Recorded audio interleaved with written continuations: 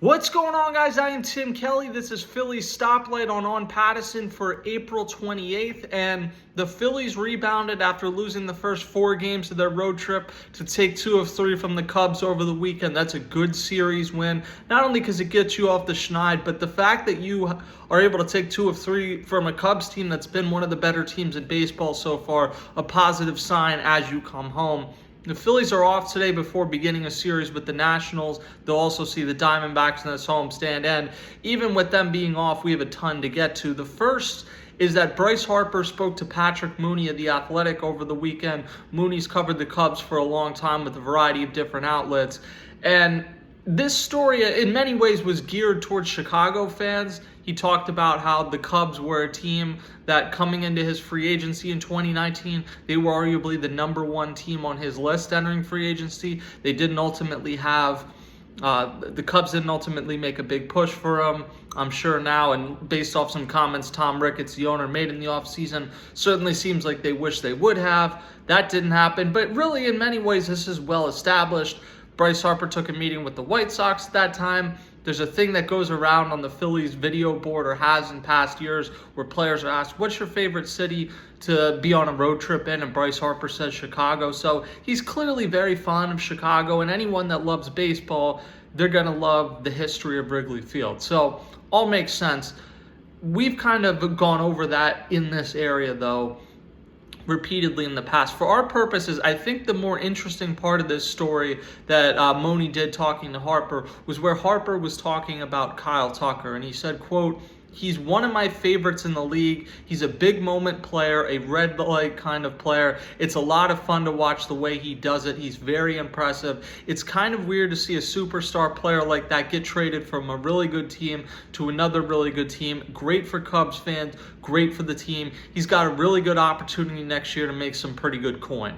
All that's true, and in some senses, Bryce Harper was asked about a really good player, and he gave a nice quote about a really good player.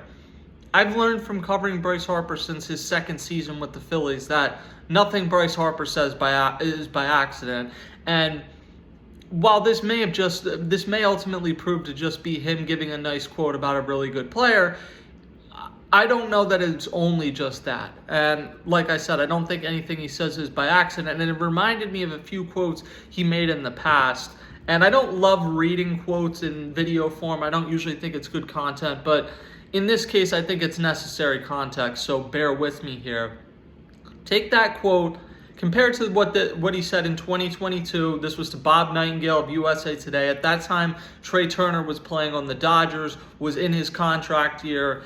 The buzz was already kind of starting that the Phillies were going to be a fit for him in the offseason. This is what Bryce Harper said of Trey Turner. He said, "I think Trey Turner is one of the most underrated players in the game. He's one of those guys that just goes under the radar. He's one of the best shortstops in the game. I'm excited to see where he goes next year."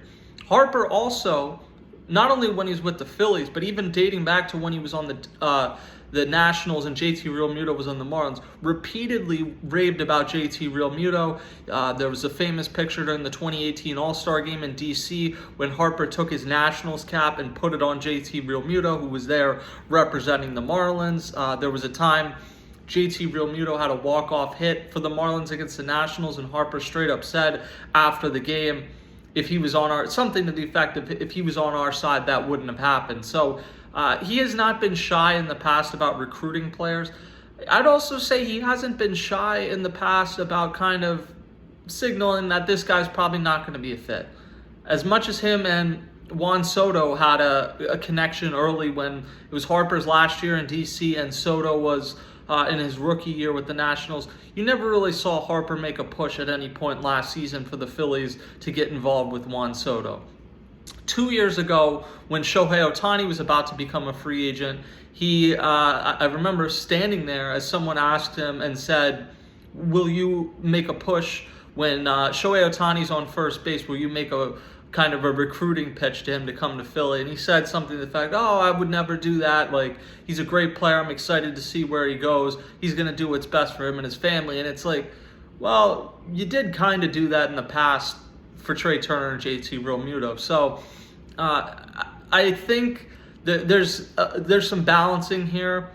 I do wonder, would the Phillies have a teammate who makes more money than Bryce Harper. That would kind of, especially as Bryce Harper and Scott Boras specifically have repeatedly talked about wanting to extend his deal.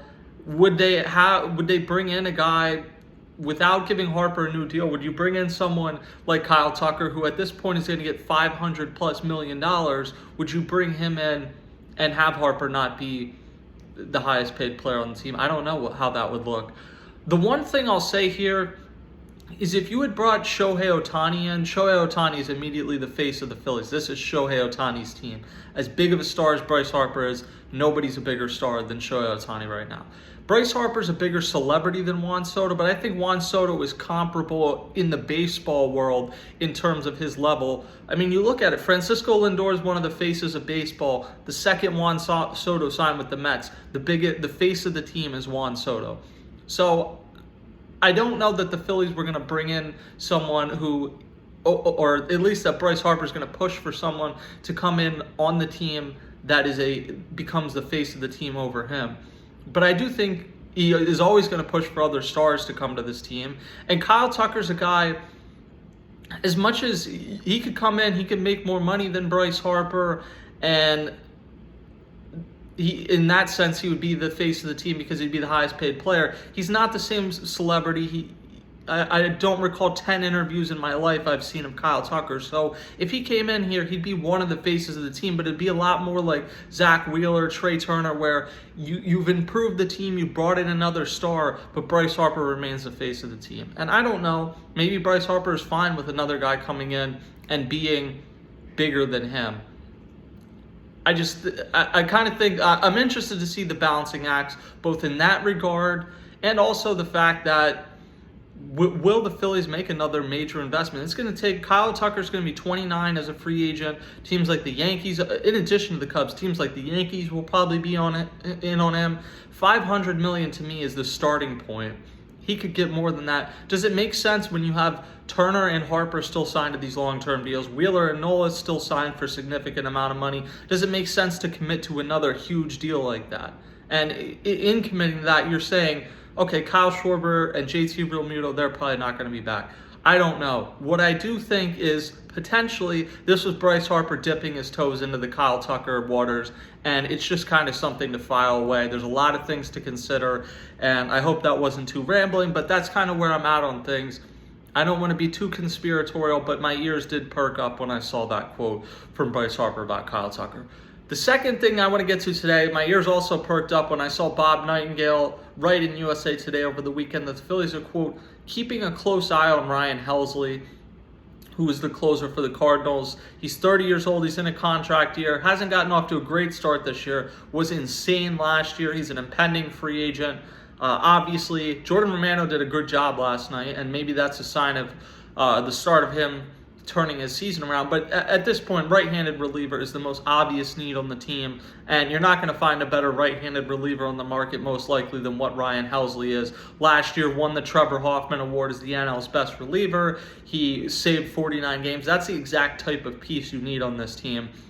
Bob Nightingale did add, the Phillies are adamant they will not include top prospects Andrew Painter or Aiden Miller in any trade, and I don't think anyone really believed in this case they would, because this is someone that's a rental. I would be interested to see what type of, considering it took 2 of your top 10 prospects last year to get Carlos Estevez as a rental, still going to be a hefty price to get Ryan Helsley. Will the Phillies pay that? They have not been, under Dave Dombrowski, a team that's invested major resources into the closer position, and that makes sense to a degree given how volatile relievers are. The problem with that, though, is you end up in a situation where you're taking risks on guys like Jordan Romano, and as good as he looked last night, sometimes you turn over a stone, you hope for a bounce back, and you don't get that. And the Phillies, through the first month of the season, their Achilles heel has unquestionably been the bullpen. Not to say there's not concerns with the lineup as well, but the bullpen has been their biggest issue. And Ryan Helsley is a way that, at least for a few months, you could go from that being an issue to having one of the better closers in baseball if he is able to get his season to the point where anywhere close to what he was pitching like last year. And obviously, it'd be a very interesting way for things to end up, considering this whole run kind of started in 2022 against the Cardinals when Ryan Helsley, who had a tremendous season, had a blister on his finger and kind of self-destructed in Game 1 of the NL Wildcard Series. The Phillies stole that game late and won. If he is able to then come in what is potentially your final season with this group, with Harper 1.0, if he's able to come in and maybe be a missing piece, that'd be a great storyline, if nothing else. Like I mentioned, the Phillies are off today. They will come in against the Nationals on Tuesday. Zach Wheeler's going to get the ball. After that, Wednesday and Thursday are TBA. You're still working things out with Christopher Sanchez. Ranger Suarez pitched Sunday in Lehigh Valley. When is he potentially going to return to the rotation? We don't yet know. Some notes, though, I want to give from this series. James Wood, who came up last year and looked really good, he's tremendous. 9 home runs, a 904 OPS this season. He's going to be a thorn in the side of the Phillies for a long time. Still say the Nationals in the long run would have been better off ponying up and keeping Juan Soto, but they've done very well in the return for Soto, and James Wood is at the forefront of that. Dylan Cruz is a guy that got off to an ice-cold start to the point where a couple weeks ago I'm thinking, they might send him to AAA.